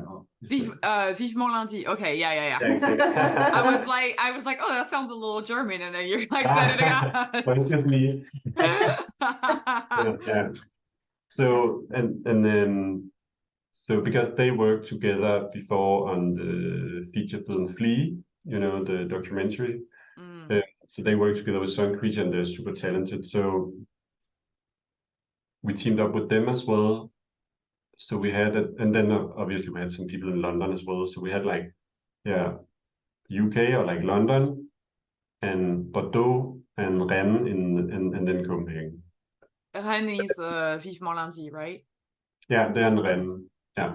Nice. Wow, that's really cool. It's like it's all the little towns too. Like you guys don't work with any like capital like Paris or London. So like it was all like in the smaller towns. Yeah. I guess Copenhagen is a main city. Yeah. But then, you know, we were greenlit and we started production in February 2020, and then 1 month later COVID happened, you know. Yeah. Oh my God, no. That's so So there's crazy. this like crazy timing. So we were supposed to have a big team in-house in Copenhagen, all the pre-production, and we were supposed to have a huge team in-house in Bordeaux. And we was, you know, there were all these plans. Everything was supposed to be a certain way, and we were like, "Oh yeah, it's gonna be totally like the Gumball team. We're gonna have all the artists in house, and it's gonna be that cool vibe." And suddenly, everybody had to work from home, and we never met 90% of the team, you know, and you know, so it was all a mess, but it was the same for everybody. But that's so crazy. That was your first experience running a show. Was during COVID. That's so. Just, everything was just on Skype, you know, but. At least then the good thing was it opened us, because you know in the beginning we had some constraints to have everybody in house, so it had to be people who could relocate or be on site or whatever. But in the end, then it was like, no, it doesn't matter. We can just use anybody anywhere. So actually, it kind of worked out for you guys. Yeah, it was good because then we had a wider, like a bigger talent pool we could, you know, use. That's so interesting. That's so cool. Wow. And so how long did you spend, like you just wrapped up that order, right? Like when did you wrap up the season? February or March, maybe this year. Yeah. Okay. And so it was like 3 years of production. 3 years. Yeah, that makes sense. Yeah. Yeah. How's it like running finishing a first season? How did you guys feel? I think it's amazing. Like Yeah. you're insanely tired, obviously, but it was such a right. I mean, sometimes we say like it was both like the best and the worst because it's so difficult. You know, it's there's a lot of like just figuring out everything, and as soon as the train starts running, you know, you're putting down the tracks as it go, you know, ahead of it. You know, it's like it's insane, but it is also, you know, it doesn't feel like going to work. You know, you just go there and just it's a strange mix because it's like it's so tough, but it's also so amazing, you know, and you're so grateful and stuff. So it's just a mix of but it's a lot to also to do 40 11-minute episodes. And also I think when it's the first season and also when it's COVID, you know, because it was like, even though we had a first season of the shorts, so we kind of had a show, but we didn't really have a show because now it's like 10 times bigger. And we kind of had a voice or a humor or a tone, but we still developed it so much more since. And we kind of tried to direct before, but it's very different when you have a team with 3, 5 animators, and suddenly you have like a team of, I don't know how many 100 people, you know, who sit everywhere, and it's 40 episodes. So suddenly everything is so much bigger and so much more complicated. So I think if, like Eva said earlier, if we had been thrown into this production from the beginning, like being totally inexperienced and green, you know, we would have literally died because we wouldn't have made it. All the show would just have like bumped, you know, because we wouldn't have made it, like survived it. So I think it was actually lucky for us that we had all this time, even, and that's also sometimes we feel you get a bit impatient because we developed like this pitch Bible and we had to repitch and do a new animatic to prove to Cartoon Network it could be a good show, 11-minute show, even though we did the shorts. Sometimes you get very impatient. You just want to move on and just want to come on, just give us the money, you know. We just want to do more. You know? You get a bit impatient, you know, and you just want to do more. But then at the same time, it was really, really good for us in hindsight that we actually had the time to like learn and gradually grow, to start with a pilot, then do 10 shorts, then do a bigger pilot, then do 40 episodes. You know, it was nice to actually have that time to grow so we could also like evolve and learn and stuff, because otherwise it probably wouldn't have gone as well as it did, you know. So, but it was crazy because also at some point, like in the pre-production and also during the production, you have your idea of your show and you kind of have something as a starting, like a base. But you still have no idea what it's going to be. So we're still on the first season, you're still developing it as you produce it, you know.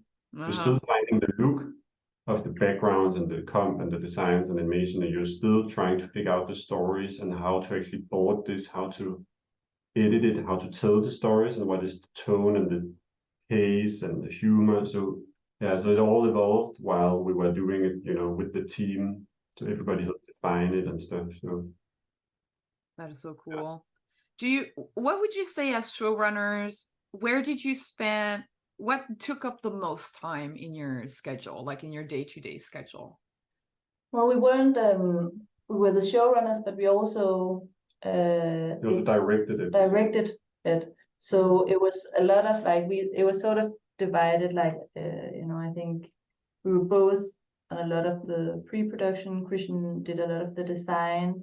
I was an edit. I was a lot in storyboard. And then later on, I was taking care of animation and background, and you were more in the compositing and voices and sound and stuff. And then we both did scripts also, and we also had Daniel Leonard who. So we were like a good trio, Eva and Daniel and I, who would like, we would split up a bit, but also have an overview of everything at the same time. It was a very tricky compilation, you know, like constellation. And especially also at some point when you go from pre-production into actual production, or actually when you move into post-production, because you have 40 episodes, at some point we had all 40 episodes live at the same time. Yeah. That was the most insane time, because then the first episode we started would be in compositing and sound design. So that would be almost done. And the last episode would still be in script writing. Yeah. And then you would have some in script, some in board, some in edit and animatic, some in background, layout, all this stuff, some in animation, some in design, some in compositing, some in music, some in voices, you know. So that was crazy, because then you had to have all 40 episodes in your brain at the same time and shift, you know. We had a new meeting every hour. So every hour there was a new briefing or a new feedback session or something. So you had to switch in your brain from, oh, okay, what is it this episode is about? Oh yeah, this is on what stage? Oh yeah, it's that. Oh, what is the joke? What is the story here? Oh yeah, I forgot. Oh yeah, and what did we talk about last time? Oh yeah. I think that was the most insane point, when it was like all 40. It was easier when it was the first 10 or the last 10, but when it was all 40, that was crazy. That's so insane. And so were you, both of you and Daniel, all of you three, in all of the meetings, or because you were splitting duties, there's like meetings where like you, Eva, weren't in them and you, Christian, weren't in them? Yeah, we split up. Yeah, we had to, but then obviously it had to have meetings where we would sort of reconvene and figure out if everyone was on the same page. Everyone had like an opportunity at each step to say something, you know.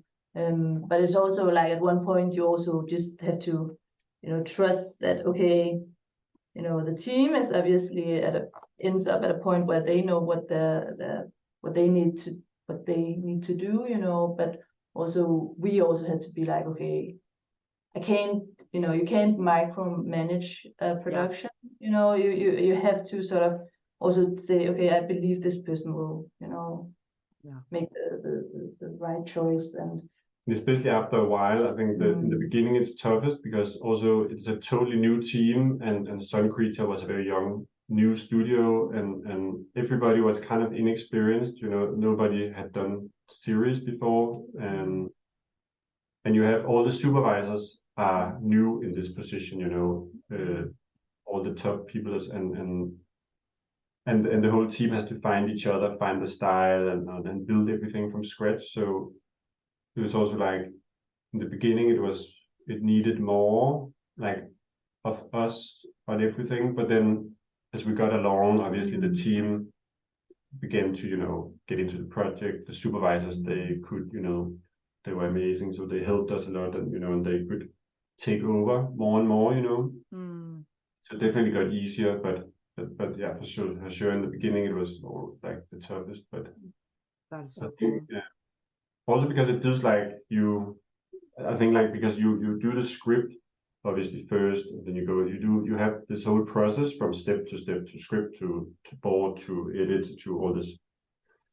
But it also feels like, especially when you're defining everything at the same time as you go along, you can still kind of mess it up on every single step. So it's not like, oh, at least we got a good script, then it will be easy from here, you know. You can still mess it up in the storyboard.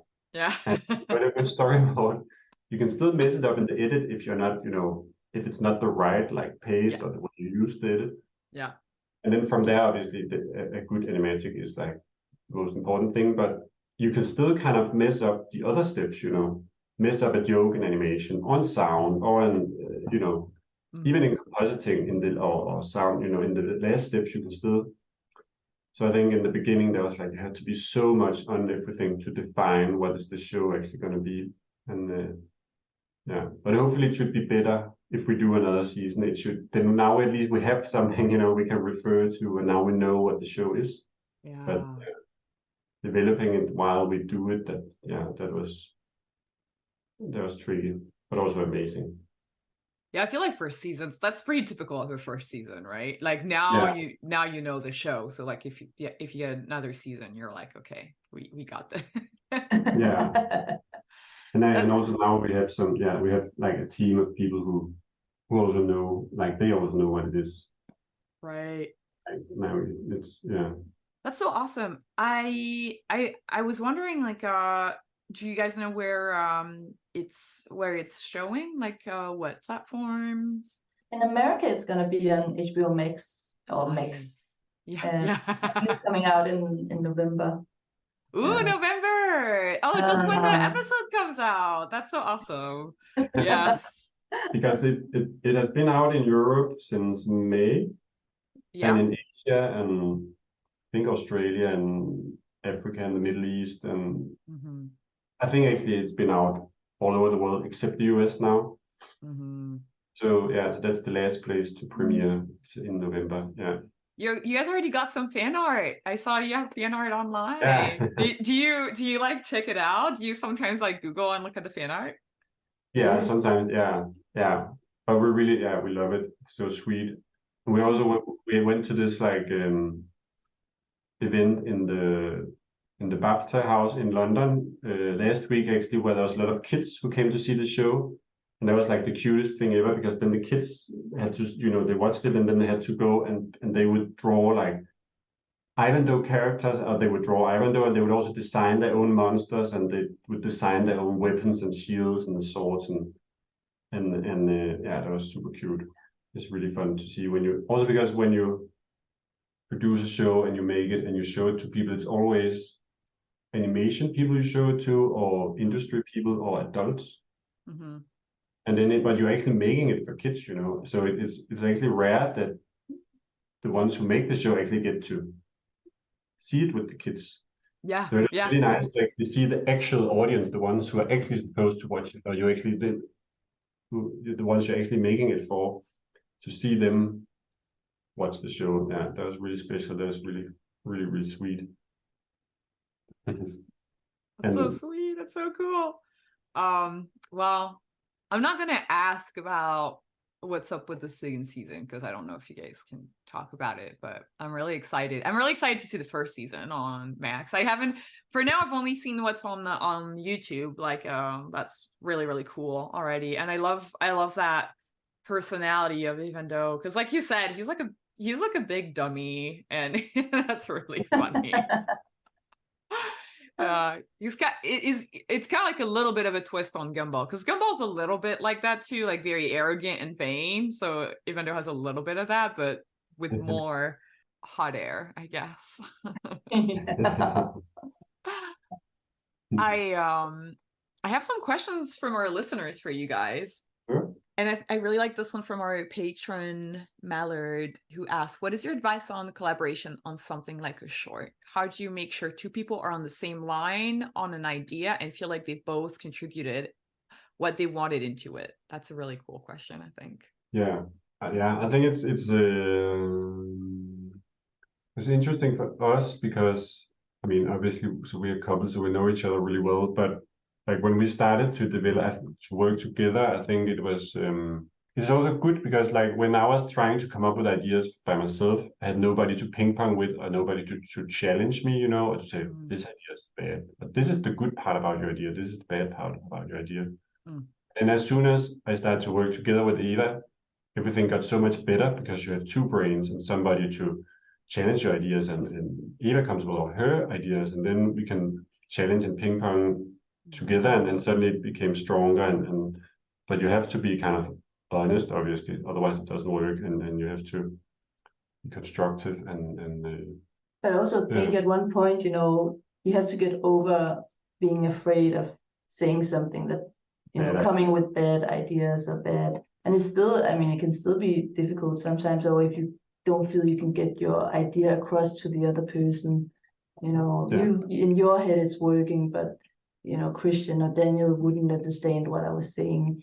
You know, that would obviously be really, really frustrating. But at the same time, you know, I think when you're a group of people, or two people, or whatever, like you also have to see it as a team effort. You know, all these ideas are generated because you're working together. You know, it's not just like, oh, I came up with this part, oh, you came up with this part. It is, you have to, you know, believe that it is like a team effort.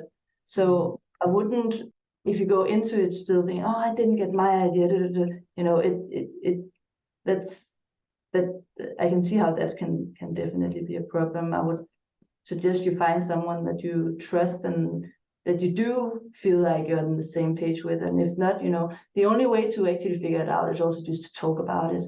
Mm-hmm. You know, it's like, and even now, you know, sometimes there are also times where, you know, we disagree about things, or if I have seen a joke play out a different way than Christian or Daniel, but, you know, you just can't, at that point, you can't just like close down, you know, you have to then look at it objectively. What would the best thing be for the show, you know?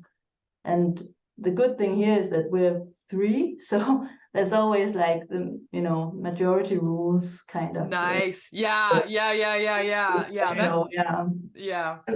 yeah, because sometimes you have an idea in your head, and like it was like sometimes I would have an idea like, oh, this I'm pretty sure this could work. You know, this is super funny because I have this reference from this weird show I saw the other day, or this thing I read when I was a kid, but then to everybody else it can be super bizarre or just strange or not funny because you don't have that reference or whatever. So yeah, so it's good to have somebody who can be like, yeah, but that doesn't make sense for anybody else, and you know, but obviously they still want to listen and stuff, but it's yeah. So normally when it's Eva and Daniel and I, it's always like if 2 people like it, then you know, then it's like, yeah, we usually go with it unless somebody feels really strong against it or whatever, you know. But and it's also about getting respecting each other and putting your egos aside and putting the project first. Yeah. That's a really good, I think that's a really great answer. I think like kind of like talking about communication and like how you, and like how sometimes it can be hard to describe your idea. Like that's something that I've realized pitching is like sometimes like everything makes sense in my head and like the person that's in front of me is like, I don't know what you're saying. Yeah. We have a question from ink_kg from Instagram. What was your favorite project you have worked on? In example, like written, animated, and storyboard. I mean, for me, it's obviously Ivandoe because you know. But aside from that, I think Gumball was the show that I evolved the most as both like a person, but also as an artist. Like I just and so many good friends, so many good memories. Like so I would definitely say, if I can't choose Ivandoe, I'll say Gumball. How about you, Christian? Yeah, I also think I think Gumball it taught us so much and it was so inspiring. But like you also said. But I also think then I don't know. There's a few like after that after Gumball, before we did Ivandoe, I was in because I was only on Gumball 1 season. After that, I was on a short film in Nexus Studio in London with the director FX Gobi, who directed To Build a Fire, which was like a 2D short film. And that was the first time I tried to go from being an animator to becoming a supervisor before becoming a director. So that was also a really big kind of step for me and a very, very, very good experience also to learn from FX to work with him and see how he directs and how to be a good director and also learning how to actually supervise people and how to, you know, I think that was a really, really important project for me as well. And and we did this short film together with Tumblehead Studios in Denmark, we did this Rub and Run, this like silly 3D short, like a little Western film that was very, very silly. In this really cool 3D style that Tumblehead has. I think that also was very, very inspiring little short. We did some, because how to have fun with animation medium without any money, you know. Mm. I think that's probably those two in Gumball. Yeah. Yeah, that's really cool. I like that you're also bringing up like somewhere where you had directing experience prior to running on Ivandoe, because I do think it's important to have like leadership experience just to kind of like talk to people, because it's like so different, right? Like when you're a boss and when you're like you're with your peers. Yeah, I think my dad at some point, because my dad he's a businessman, you know, he's been in a lot of companies, and you know when you are in the real world outside of the animation world, it's like it was so weird to him that, you know, we go from being animators and then maybe supervisors and then to being directors, where you have to lead people and actually be like leader position, but you have never been taught how to do that. You have never learned it. And in most in the real world, or in the non-animation world, a lot of people, they take like all these leadership courses or workshop or educations, you know, and nobody does that in animation. You know, it's very strange actually. It's just so, I think it's also very tricky if you go from never having done that before to suddenly have to lead people. You know, that can be very, very, you know, it can go really well sometimes, but it can also go really bad. Like really, sometimes it doesn't go very well, and it can be very uncomfortable and intimidating, and so I think it definitely helped to first try to. Yeah, I still remember the first time I had to give anybody feedback. I was almost more nervous than them, you know, because it's like I think it's good to learn maybe to be a lead first, then maybe a supervisor, then something, you know, to work your way up. Sometimes it's actually healthy to prepare yourself, like how to actually give feedback and how to actually deal with all that stuff. Yeah, it's hard. Yeah. We had a question from Japar Karart. What's the hardest thing when trying to come up with a new and original character when there's so much competition in comics, cartoons, and games? What, sorry? Oh, sorry, like, what is the hardest thing for you guys when you're trying to come up with a new original character? I think the question is like, I think it's like there's so much content out there, kind of like, how do you kind of come up with a new original character? I think normally because on Ivandoe we came up with a lot of characters, because like we said, like they almost meet a new character in every episode. I mean, it's a reuse, but not every time, so not very often. So we did a lot of characters, and I mean, we would normally start with the personality first, to write the character first, like what is the personality? Because some artists, they start with the design, they explore the drawing, and then the personality comes from the drawing, but we would do it the other way around. So, but also because we have Ivandoe already, we would try to come up with a story maybe, and then a character that would fit that story, and then it has to be a character who has an interesting dynamic with Ivandoe. It has to be somebody, also because our goal is to make all our characters kind of stupid and kind of annoying. You know, they have to be ridiculous and silly, all of them, and they have to all be like an obstacle for Ivandoe. They have to be a problem, you know, most of them. So they all have to create some kind of complication for Ivandoe with their strange personalities or weird agendas or whatever. So we would always make something that would fit him and how they could be a problem, and try to make them ridiculous. And I don't know, but it is tricky, you know. Then sometimes it would be a character, inspired by this other character we saw in the film, or inspired by this other character from a book or from a comic or whatever. But then obviously you can't do like, we want to do I don't know, Jack Sparrow, you know. It obviously has to be like you obviously can't like copy paste. So it's like, I think then we would try to mix it. You know, what if it was this character from that TV show, but mixed with that weirdo we saw in the metro today, or mixed with that person you went to school with, or mixed with how we were as kids, or that person meets that person. What if they were combined? That would be a weird new breed, you know.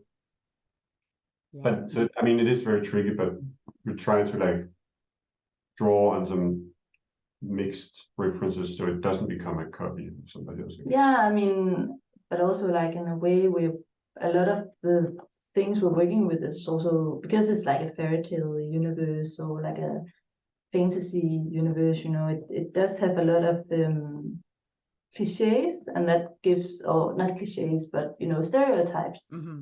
And that, you know, if you can put a spin on some of that, you know, like a parody or then you can then you might have something. But it's also like it's not, you know, I mean, we also struggle with it. Yeah. It's not easy. It's like yeah.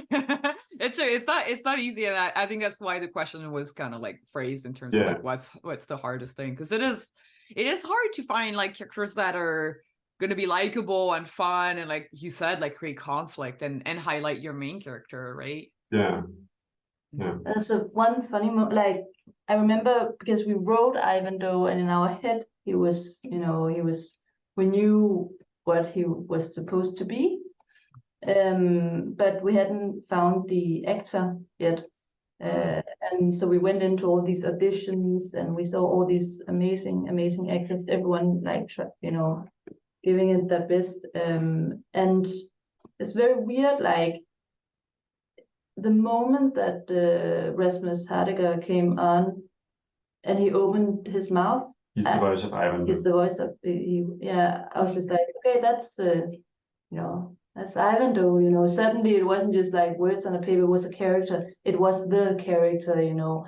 And it was like a really special moment, because it sort of, now, you know, before I didn't have, you know, I had a voice in my head, but I didn't really have a real voice in my head. Now, in the way that he's saying the words, the way that he's shaping the sentences, you know, it's not just our work, you know, it's his work as well. And that's also the thing with these characters, that it's not just, you know, it's not one mastermind who comes up with this amazing idea. It's like, you know, it goes through a lot of hands, and a lot of people contribute to making like a character memorable. You know, the borders would do things that wasn't in the scripts. The animators would do things with him that wasn't in the board, or voice actors would do a lot of what's it called, ad-lib? Improvisation. You know. All these things like sort of start to make a character, you know. So it's not just, you know, you have one thing when you start, but it's not a done thing. It's a lot of things that end up actually creating your character, you know. Yeah, so you also figure it out as you go along. Also, sometimes when you write the script, you have a vague idea, and then the more you write it, or like you said, the more you board it or whatever, the more you like, this is the voice, this is the personality, this is something you couldn't come up with, but it just evolves by itself when you actually sit with it. And I love that you're bringing that up, because I do feel like there is this evolution of the idea at the very beginning, and it shapes itself through the pipeline. And what you brought up with the ad-lib from the actors is like so wonderful, because sometimes the actors come up with something during record and you're like, that is so funny, and now that's part of the personality. Exactly.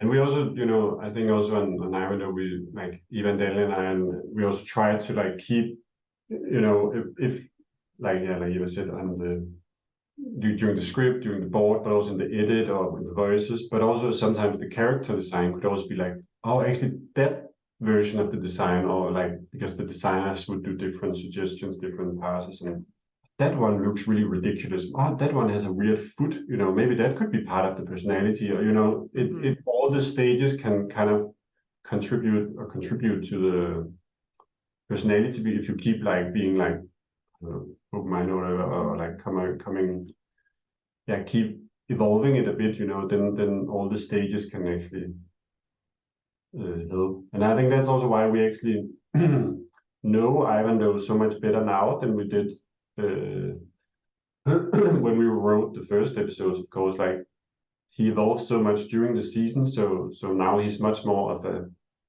character than he was when we when we began the first episode. Mm-hmm. That's really cool. From YouTube, we had Mo PK40 asking when the show will finally air in the US, and we just talked about it before. November, is that right? On Max? Yeah. Nice. And on Cartoon Network, the normal channel. Oh, Max and Cartoon Network. Cool. Yeah. So that's awesome. Like, yeah, check out both of the platforms. If you're streaming, you'll be on Max, and if you have cable, you'll be on Cartoon Network. Yeah. And then I guess I'll just kind of wrap up the show by asking you guys the question that is the title of the show. Do you ever experience creative block? And if you do, how do you kind of get over it? Like, what are your steps? For writing, because I feel like that's where writing and sometimes board and edit probably, but in writing, you know, you have to sort of accept it as part of the process. I remember days where we would just sit and stare into the, you know, I just lay on a couch and look up at the ceiling and nothing would come out, and we just could not figure out what, you know, the ending of the story should be, or the beginning, or just what the story should be, you know. And you know, you have to still, you know, basically show up. You have to try, but it's also like you have to also accept that maybe some days it is just like, okay, it's literally just a blank page, and then sometimes you sleep on it, and then the next day you actually, you know, there's actually juice again. There's actually something to write, and that has happened a couple of times where it's like we don't know what to do, we don't know what to do, and then suddenly someone says like one sentence or one line, and it sparks one, you know, it can, whoever, the others, and then you know, it's half a day and you have a first draft of a script almost, you know. It's it can be quite, it's very weird, but at one point it was also like, I kind of have to trust the process. I think we also get better at forcing it. I think because I guess it's a little bit like when you're an animator. I think like I guess like some people who are not animators think that, oh, you sit and you wait for inspiration and you just sit there and wait until I mean, and you have a storyboard, but you still want to animate it in an original way. How would they act here? And you just sit there like an art. Like some people think when you're an artist, you just sit there and wait for inspiration to come. But you can't do that when you're in a production. You have to deliver, you know, all the time. Yeah. So there's no time for all that. So I think it's the same. Then you're like, okay, you try something out. You force it in a way. And I think we also learned to do that. I think it was tougher in the beginning when we started with the pilot and the shorts. It would be a lot more like, oh, what are we gonna do? Just sit and think, but you know, and just it wouldn't be that good. But then we had each other to bounce ideas. But I think now, when we have written so much and done so many episodes, I think it's easier to force it now. If I have a blog, I can like, okay, you can like check out some, like go on YouTube, find like movie scenes to check out for inspiration, or like sit down and think about all the books you've read, or like go back and think about your favorite comic as a kid, or like we got this really good tip I remember in ASF when we were there, like about this story artist who would sit down every day and spend, I don't know, an hour or whatever to write 50 childhood memories that could be a cool scene or something touching or something, I don't know, scary or sad or silly or ridiculous or whatever. So sometimes it's also like, well, you can also sit and think about if you have to come up with a character, some kind of weirdo you went to school with, or some kind of weird situation you had, or something amazing or something bad, or something that happened in the bus or in the, I don't know, you know. So you can okay, look at YouTube, find some inspiration. Now that I think about all the books, now that think about the comics. Okay, I think about my childhood. I think about the stuff you can go through all these like check, and then or watch some of the like the references for the show, watch some of that stuff again, and then suddenly you can kind of force some inspiration out of it. I think sometimes because if you have your go-to things, you know, to like, but it is it's still tricky. Yeah, I like that. I like that what you brought up, like kind of looking at other things for inspiration. And it's true that there's so much inspiration like right at the reach of your fingertips now with the internet. Like there's so I feel like now we have access to like so much like human experience out there that like 20 years ago would be really, really hard to find because, you know, you just go on Reddit and go to the library. That's so funny. But it's also, I also think like, because we learned so much from Daniel Lennart and also because the good thing also is that because we grew up in Denmark, so we have a lot of Danish references for Danish stuff we saw on TV and books we have read and stuff like that, and our experiences. He has, he's British, so he has like British TV shows. He's watched British stuff from his childhood and his experiences, and that can also inspire to get something that, you know, from other places you haven't thought about, you know, because like Eva and I grew up with the same kind of stuff because we're both from Denmark, but it's also fun to hear about all these British TV shows that Daniel has introduced us for or to that we never heard about before and that are only big in the UK maybe or definitely not in Denmark. And also if you try to research, like one of our teachers once said like, oh, if you like that movie, then figure out what inspired that story. Like go a step backwards and then figure out what inspired that guy or that woman, you know, like what was their inspiration. So you keep taking it a step backwards because suddenly you find like so everybody don't just get inspired by, oh, Star Wars or Lord of the Rings or Spider-Man, or, you know, but if you go back to the source more, or like to somewhere else, you know, then you get a different thing. So it's all not just, I don't know, Star Wars references or whatever. Like if you go back a bit more or dive more into some more bizarre, less like more unknown stuff, then you can also find some funny things, so it all doesn't become the same like references. There seem like rehash. I think that's because that is true. Like it can be easy to just kind of see, and also because like when you're talking about something like Star Wars or like Marvel or whatever, that's already been processed through somebody's mind, so you already have kind of like a product that's been kind of filtered through somebody's lens, whereas if you go from the source, that's kind of like the unfiltered material, and then you can filter that through your lens. It's really interesting. That was so cool. Like you guys, like that was such a cool episode because we went through into so much detail, and I love to talk shop. So, and I'm really excited to hear your point of view from working in Europe, because we don't get to hear that side a lot, and so I really want to like thank you guys for making the time and like, you know, being so gracious with all the details that you went into for this episode. Thanks for having us. Yeah, thank you too. Yeah, and also for the time difference because it's pretty late out there. Yeah, a bit late now. Is there anything that you guys would want to plug or talk about? Like, sorry, I think I actually heard our son. Oh, okay. And with that, that's the end of this creative block. Eva and Christian, thank you so much for being our guests and sharing your story. And thanks to your listeners. Follow us on social media at CRTV Block, where we ask for drawing prompts and questions to ask our guests. Huge thanks to our editor Clemens for editing the podcast and Marco for helping us produce the show. If you love our show, you can support us on Patreon. Becoming a patron gets you early access to interviews and access to our Discord community. But you can also support us by just sharing, commenting, and liking this video.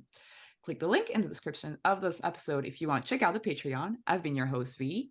Keeping creative, and we'll see you next week. Bye.